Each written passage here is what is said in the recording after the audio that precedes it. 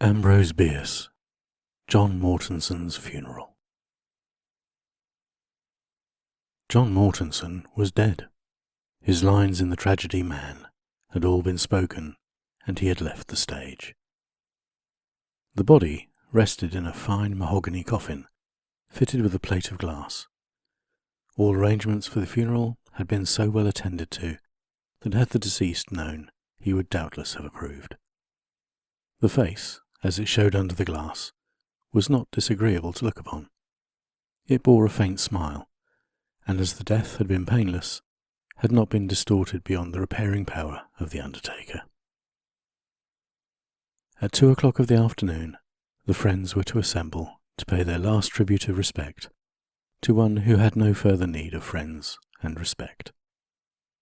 The surviving members of the family came severally every few minutes to the casket, and wept above the placid features beneath the glass. This did them no good. It did no good to John Mortonson, but in the presence of death, reason and philosophy are silent. As the hour of 2 approached, the friends began to arrive, and after offering such consolation to the stricken relatives as the proprieties of the occasion required, solemnly seated themselves about the room with an augmented consciousness of their importance in the scheme funereal. Then the minister came, and in that overshadowing presence the lesser lights went into eclipse. His entrance was followed by that of the widow, whose lamentations filled the room. She approached the casket, and after leaning her face against the cold glass for a moment, was gently led to a seat near her daughter. Mournfully and low, the man of God began his eulogy of the dead, and his doleful voice, mingled with the sobbing which it was his purpose to stimulate and sustain, rose and fell, seemed to come and go, like the sound of a sullen sea. The gloomy day grew darker as he spoke. A curtain of cloud underspread the sky, and a few drops of rain fell audibly. It seemed as if all nature were weeping for John Mortonson. When the minister had finished his eulogy with prayer, a hymn was sung, and the pallbearers took their places beside the bier.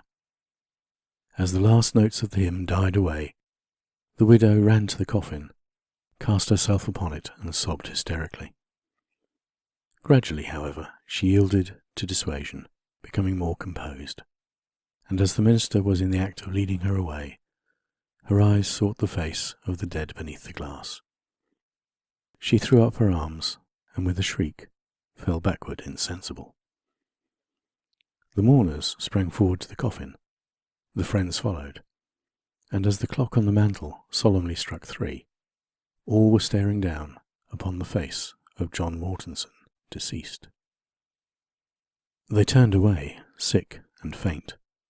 One man, trying in his terror to escape the awful sight, stumbled against the coffin so heavily as to knock away one of its frail supports. The coffin fell to the floor. The glass was shattered to bits by the concussion. From the opening crawled John Mortonson's cat, which lazily leapt to the floor, sat up, tranquilly wiped its crimson muzzle with a forepaw, then walked with dignity from the room.